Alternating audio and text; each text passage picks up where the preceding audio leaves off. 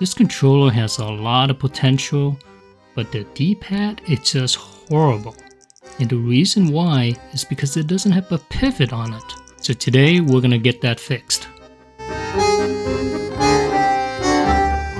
The first thing you need to do is go to Etsy.com and search for Razer Raion pivot. Scroll down and here it is. It's the Razer Raion D-pad pivot mod. This thing is gonna cost you $250. With shipping and everything, it's gonna be $8 total. If you don't want to pay for this, you can make this thing yourself. But let me tell you, this thing fits perfectly into the controller. So I think it's totally worth it to buy it. Alrighty, flip the controller around. You're gonna see a sticker here. So you're gonna need to peel this off. Stop peeling it off from the right hand corner because there's a screw right underneath it, making it a lot easier to peel off. You're gonna see 5 screws here. Next, you're going to want to pop off the handles on both sides. Go from the bottom up. As you can see here, I started at the corner at the very end of the handle.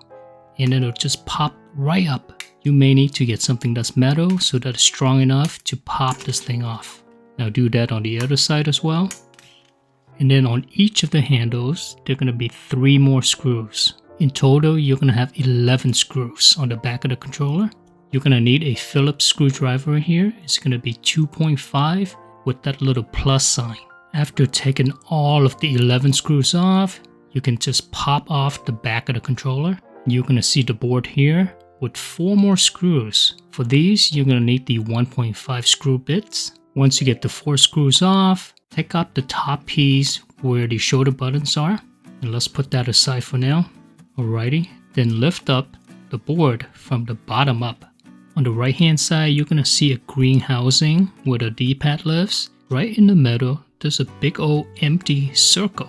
Now take your pivot out and just place it in there with the flat surface facing you, and it just fits in there perfectly. Now this has me wondering, why does this hole exist at all? Did Razer plan to have a pivot all along, but for whatever reason, they didn't put one in there? It's amazing to me how something like this that seemingly seemed to be designed to have a pivot that doesn't have one when it came to the final product. When you're done with that, close everything back up. And this is super important because you don't want to do this again. You don't want to have to open up the controller again, but you got to make sure that all of the buttons are placed correctly where it belongs.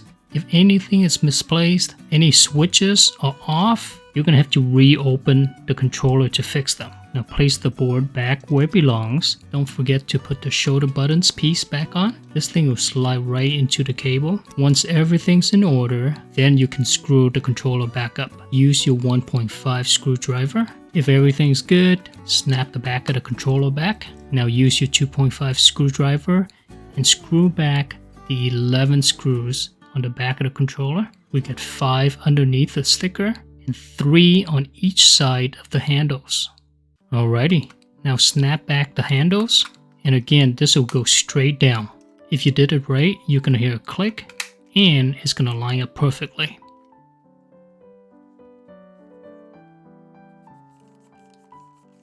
And check this out. Look at this. You cannot click in the middle anymore. Your D-pad now has a pivot, the way it should be from the very beginning.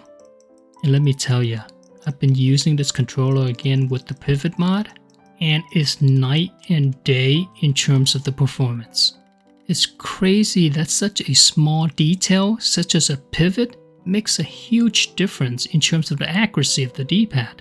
That's going to be it for me. Hopefully you found the video to be helpful. If you did, give it a like, subscribe for more, and take care now.